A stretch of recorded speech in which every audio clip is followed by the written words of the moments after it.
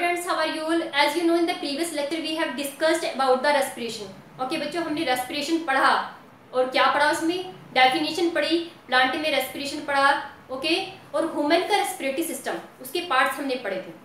आज ये करते हैं हम उस जो ह्यूमन के जो रेस्पिरेटरी सिस्टम है उसका क्या करते हैं, उसका डायग्राम बनाना सीखते हैं। ठीक है, ह्यूमन के रेस्पिरेटरी सिस्टम का डायग्राम कैसे ड्रॉ करना है। ओके, तो जो ह्यूमन का रेस्पिरेटरी सिस्टम है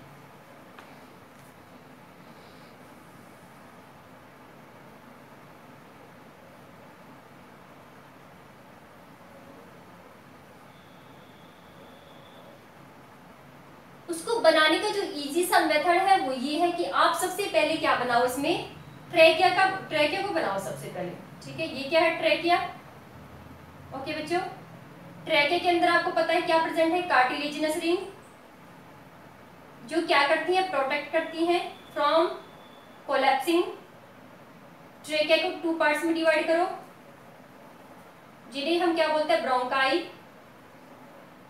ओके, ये क्या है, ब्रोंकाई।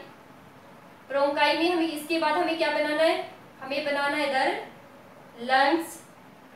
ओके बच्चों, ये क्या है, लंग्स।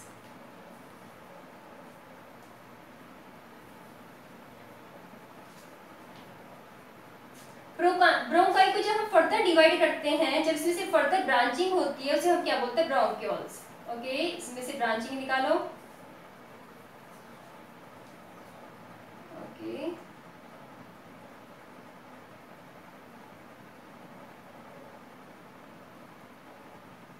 ये क्या है, ब्रोंक्यूल्स, और ब्रोंक्यूल्स के एंड पे क्या है, यहाँ पे बलून की तरह के स्ट्रक्चर हैं, जिन्हें हम क्या बोलते हैं, एल्वेओली।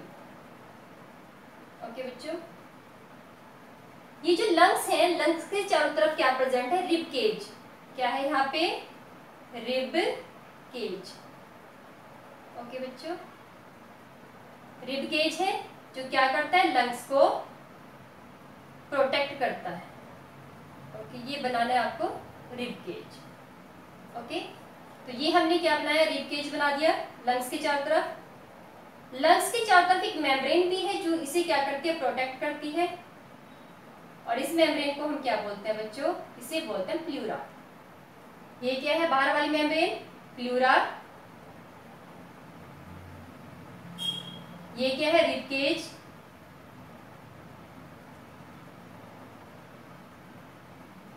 और लंग्स, दोनों लंग्स के लोअर साइड में यहाँ पे एक मस्कुलर स्ट्रक्चर है डोम की शेप की। ओके, इसे हम बोलते हैं डायाफ्राम।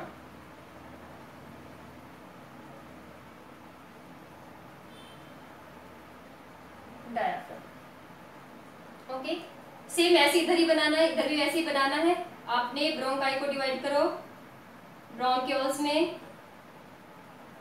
ओके, और ब्रोंक्यूल्स के ऊपर बनाओ बलून की तरह की स्ट्रक्चर। ये क्या है, alveoli. Alveoli is that place from where the exchange of gases takes place. तो यदि इसको मैग्नीफाई करके बनाए हम इसको, तो आपने कैसे बनाना है, इसको बनाओगे आप ऐसे करके। ओके,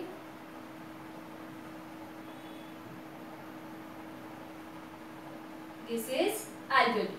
ओके, एल्वेओली की सराउंडिंग में क्या प्रेजेंट है, थिन वॉल्ड ब्लड कैपिलरीज। इसका नेटवर्क है यहाँ पे कैपिलरीज का, जो क्या करती हैं, गैसेस को एक्सचेंज होने में हेल्प करती है। ठीक है, ये क्या है, ब्लड कैपिलरीज।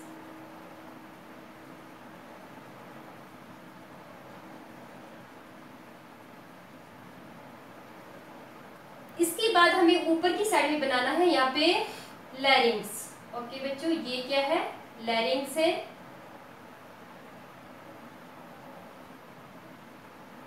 जिसे हम क्या बोलते हैं, साउंड बॉक्स।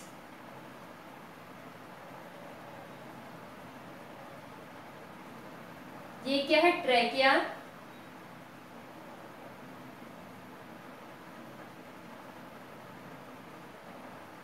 ट्रैकिया। ओके, ये दोनों लंग्स हैं। लंग्स में क्या है, ये ब्रोंकाई। इन दोनों को हम क्या बोलेंगे, टू ब्रांच को ब्रोंकाई। और ये फर्दर जो ब्रांचिंग है इसमें, इन्हें हम क्या बोलेंगे, ब्रोंक्यूल्स।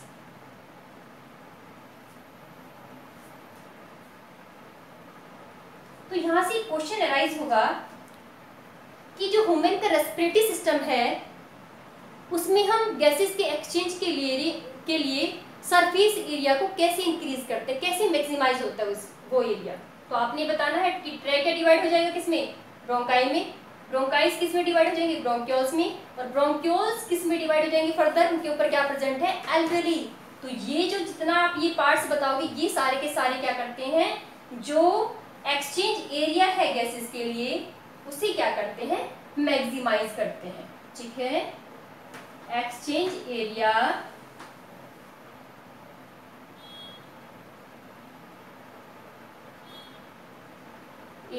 ऑफ गैसेस या सरफेस एरिया बोल सकते हो, ठीक है, of gases maximise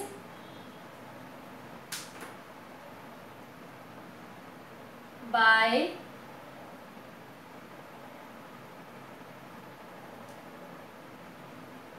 the division of trachea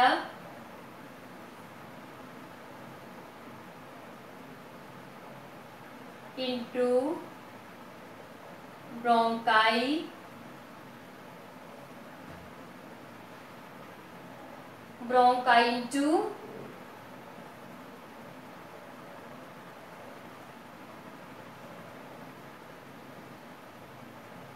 into bronchioles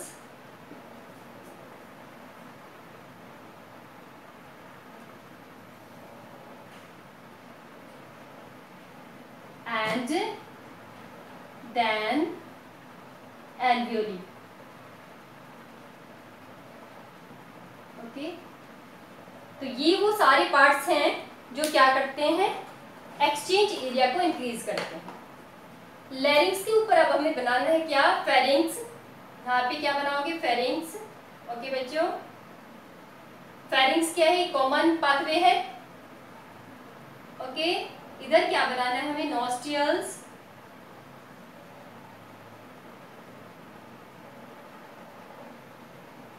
okay, ये क्या बनाना है हमें, नॉस्ट्रियल्स।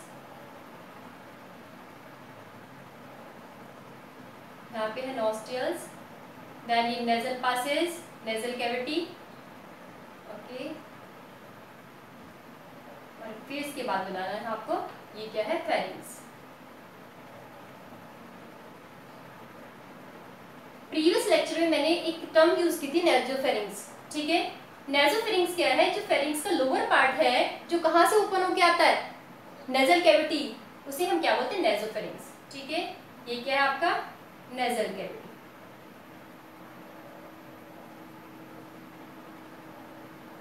ओके बच्चों, तो ये किसका डायग्राम हो गया, ह्यूमन रेस्पिरेटरी सिस्टम। अब ह्यूमन रेस्पिरेटरी सिस्टम के बाद हम डिस्कस करते हैं breathing in human being. Okay, breathing means क्या है, एक्सचेंज ऑफ गैसेस है। सिंपली हम क्या बोल सकते हैं, एक्सचेंज ऑफ गैसेस। गैसेस कौन सी एक्सचेंज होंगी, ऑक्सीजन एंड CO2। ओके, तो ह्यूमन में जो ब्रीथिंग है उसे हम क्या करते हैं, 2 पार्ट्स में डिवाइड करते हैं। क्या करते हैं बच्चों, उसको 2 पार्ट्स में डिवाइड करते हैं, inhalation and exhalation. Inhalation means moving of air inside the lungs. Okay, तो breathing in human being,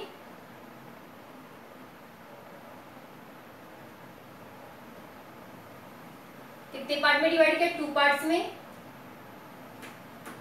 first part क्या है, इनहेलेशन, एयर का इनसाइड मूव करना, moving of air,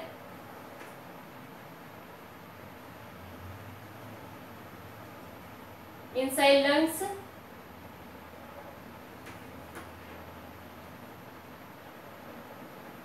exhalation,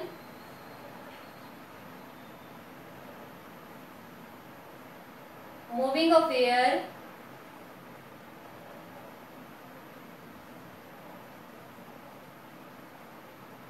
inside, outside lungs, outside the lungs। Mechanism देख लेते हैं क्या क्या होगा। इनहेलेशन में क्या होगा, we know that air moves from high pressure to low pressure. Okay, air क्या करती है, हाई प्रेशर से लो प्रेशर की साइड में मूव करती है। ओके, तो जब भी एयर को बाहर से अंदर मूव करना है तो इसका मतलब क्या है कि आपको लंग्स का जो प्रेशर है उसे डिक्रीज करना पड़ेगा। प्रेशर को कैसे डिक्रीज कर सकते हैं, बाय इंक्रीजिंग द वॉल्यूम। ठीक है, वॉल्यूम कैसे बढ़ा सकते हैं, अब वो हम कर सकते हैं। तो वो जो वॉल्यूम बढ़ाने का तरीका है लंग्स का, वो क्या है कि जो रिब केज है, क्या है, रिब केज, ये क्या करेगा, ये मूव करेगा अपवर्ड। ठीक है, रिब केज ऊपर की साइड में आ जाए, डायफ्राम कहां चला जाए, डाउनवर्ड।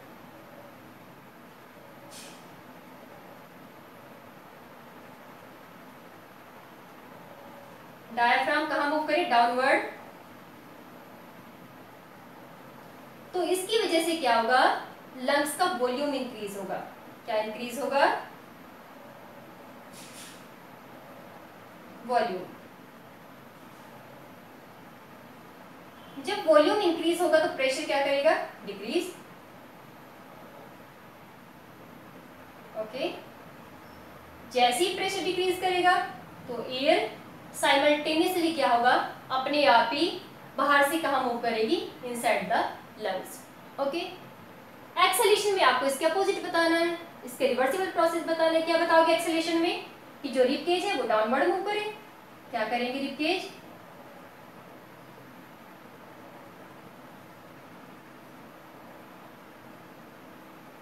वो चली जाए डाउनवर्ड,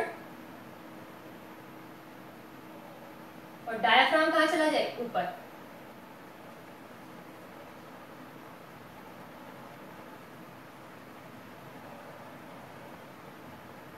अपवर्ड मूव करे।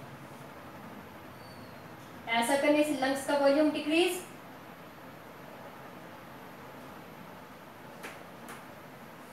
वॉल्यूम डिक्रीज होगा तो प्रेशर क्या होगा, इंक्रीज। और प्रेशर इंक्रीज करेगा तो एयर खुद से खुद कहां जाएगी, बाहर। ओके बच्चों, तो ये तो हो गया हमारा क्या, breathing in human being. Okay, कितने स्टेप में डिवाइड करते हैं, 2 स्टेप में डिवाइड करते हैं, इनहेलेशन एंड एक्सहेलेशन। बता दिया आपको इनहेलेशन कैसे होगा और एक्सहेलेशन कैसे होगा। इसके बाद है एक्सचेंज ऑफ गैसेस। अब ये गैसेस चली तो गई है लंग्स में, एक्सचेंज कैसे होगी, तो by the process of diffusion. ठीक है, डिफ्यूजन के थ्रू होगा कि एल्वेओली जो है ये किससे सराउंडेड है, थिन वॉल्ड ब्लड कैपिलरीज से क्या है, सराउंडेड है। ओके, इसके चारों तरफ क्या है, थिन ब्लड कैपिलरीज है। जैसे एयर अंदर आएगी तो इस एयर में किसी कंसंट्रेशन ज्यादा है, ऑक्सीजन की हाई कंसंट्रेशन है, जबकि जो ब्लड कैपिलरीज में ब्लड है इसके अंदर किसकी कंसंट्रेशन ज्यादा है, CO2। ओके, तो डिफ्यूजन के थ्रू ऑक्सीजन ब्लड में चली जाएगी और ये कहां पे चली जाएगी बच्चों, CO2 कहां जाएगी, लंग्स में। ठीक है, तो exchange of gases takes place in the alveoli which surrounded by the blood capillaries, thin walled blood capillaries। Okay, क्या होगा, लंग्स में से डिफ्यूजन के थ्रू ऑक्सीजन कहाँ एंटर करेगी, ब्लड में। ओके, और CO2 कहाँ पे आ जाएगी, लंग्स में। अब ये जो ऑक्सीजन पहुंचती है ब्लड में, ये क्या करती है, हीमोग्लोबिन के साथ बाइंड करती है। ठीक है, हीमोग्लोबिन रेड कलर का पिगमेंट है, RBC के अंदर प्रेजेंट है। ओके बच्चों, ये क्या करेगा, ऑक्सीजन के साथ बाइंड करेगा और उसको बॉडी की बाकी सारे पार्ट्स में क्या करता है, ट्रांसपोर्ट करता है, ताकि सारे सेल्स को यूज कर सकें किसमें, रेस्पिरेशन के लिए। ओके, अब ये जो CO2 है ये कैसे ट्रांसपोर्ट होगी, तो CO2 कैसे ट्रांसपोर्ट होती है, मतलब सारी पार्ट से लंग में कैसे आई, क्योंकि लंग्स के अंदर एक्सचेंज होना है। ओके, तो बॉडी की बाकी सारी जितनी भी सेल्स हैं उनमें क्या होगा, उनमें से ये जो CO2 है ये किसमें डिजोल्व है, प्लाज्मा के अंदर। ठीक है, इसकी जो कैपेसिटी है डिजोल्व होने की किसमें ज्यादा है, प्लाज्मा में डिजोल्व होने की कैपेसिटी है ज्यादा, तो ये किसके थ्रू ट्रांसपोर्ट होगी, in the dissolve form through the plasma. तो प्लाज्मा के थ्रू ट्रांसपोर्ट होगी in the dissolve form. Okay बच्चों, तो CO2 का ट्रांसपोर्ट यदि आप देखें तो it transported by the plasma, plasma के थ्रू ट्रांसपोर्ट होगा। और किसकी फॉर्म में, बाइकार्बोनेट्स की फॉर्म में, किसकी फॉर्म में होगा, बाइकार्बोनेट्स। ओके बच्चों, अब यहाँ पे कुछ इंपॉर्टेंट क्वेश्चन है। जैसे मैंने कुछ क्वेश्चन तो आपको फर्स्ट लेक्चर में डिस्कस किए थे कि जो ब्रीथिंग रेट है एक्वेटिक एनिमल्स का, it is higher than the terrestrial animal. इसका आंसर आपको पता ही है, क्योंकि जो ऑक्सीजन है उसकी कंसंट्रेशन वाटर में कम है, वो वाटर में कम डिजोल्व है, जबकि एयर में उसकी कंसंट्रेशन क्या है, हाई है। ठीक है, कितने परसेंट है एयर में? 21%, और वाटर में कितनी डिजोल्व है? 5%। इसी वजह से क्या होगा कि जो ब्रीथिंग रेट है एक्वेटिक एनिमल्स का, it is higher in comparison to the higher in comparison to the terrestrial animals. Okay बच्चों, देन हमने बता दिया कि कैसे एरिया इंक्रीज कर रहा है। अब आपने ये बताना कि ऐसी कौन कौन सी मैकेनिज्म है जिसकी हेल्प से ज्यादा गैसेज एक्सचेंज हो। ओके, तो जो गैसेज है वो ज्यादा एक्सचेंज होने का मैकेनिज्म जो है वो ये है कि जो ये आपकी ब्लड कैपिलरीज है वो थिन वॉल्ड है। ओके, क्या है? थिन वॉल्ड है, और जो एल्वियोली है उसमें ब्रांचिंग ज्यादा है, तो इसकी वजह से क्या होगा, जो एक्सचेंज एरिया है वो क्या करता है? इंक्रीज करता है, जिसकी वजह से ज्यादा गैसेज क्या होंगी? एक्सचेंज होंगी। अब आपसे क्वेश्चन ये भी पूछा जा सकता है कि जितने भी मल्टी सेलुलर ऑर्गेनिज्म हैं, क्या है? Multi cellular organism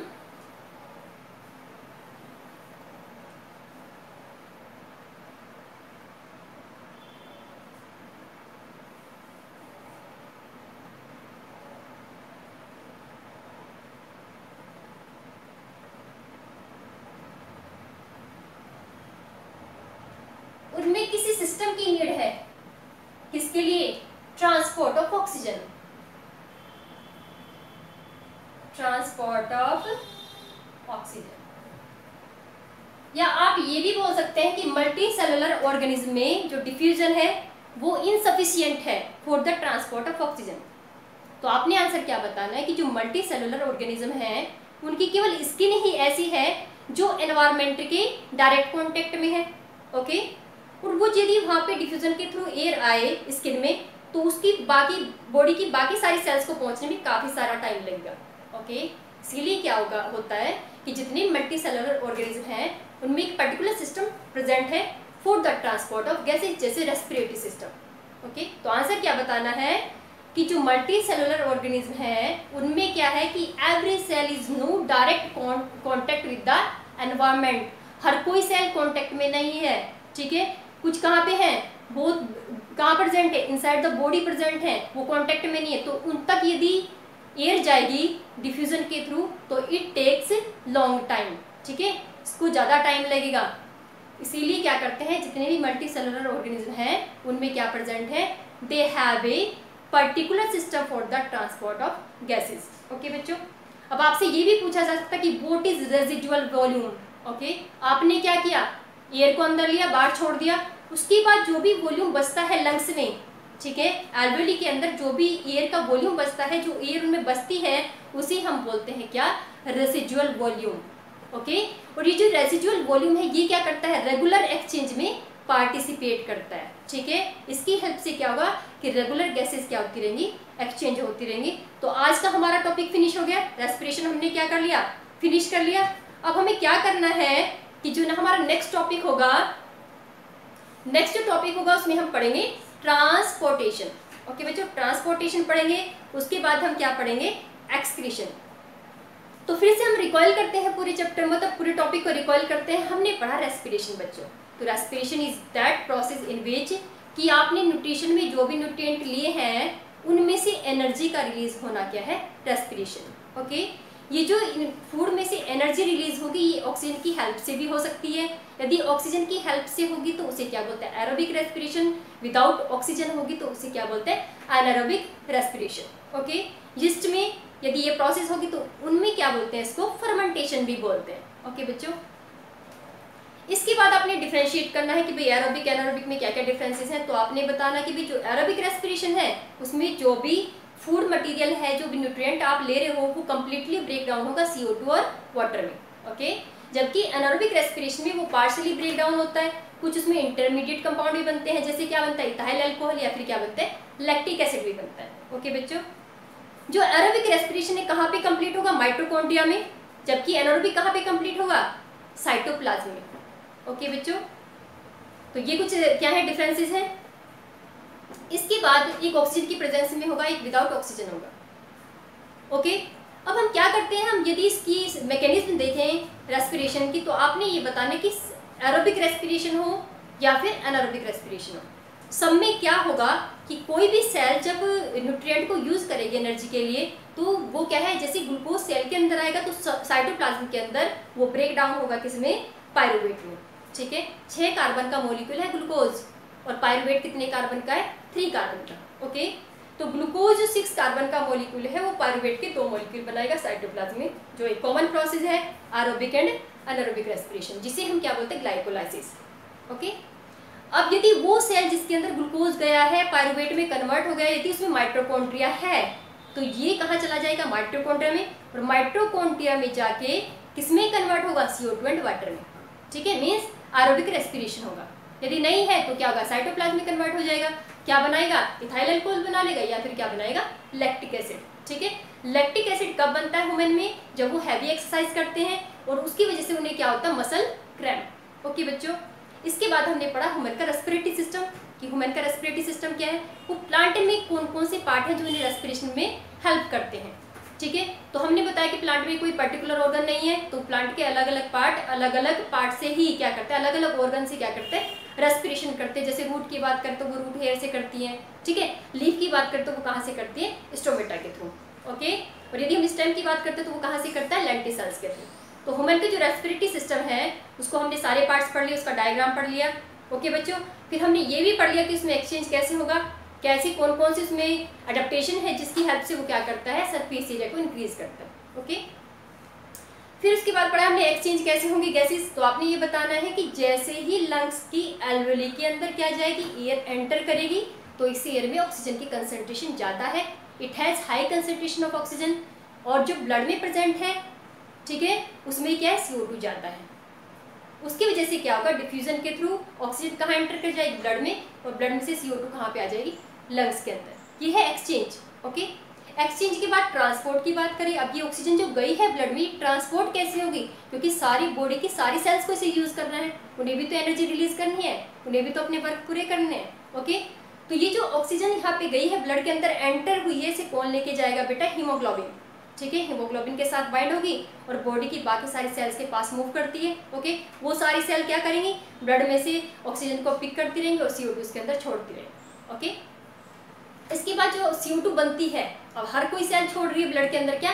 CO2। अब ये लंग्स में कैसे आएगी? क्योंकि इसे बाहर निकलना है, तो आपने ये बताना है कि जितनी भी CO2 रिलीज होगी वो क्या हो जाएगी? ब्लड का जो प्लाज्मा है उसमें डिसॉल्व हो जाएगी। किसकी फॉर्म में? बाइकार्बोनेट्स की फॉर्म में। ओके, नेक्स्ट लेक्चर में हम पढ़ेंगे क्या? ट्रांसपोर्टेशन। ओके बच्चों।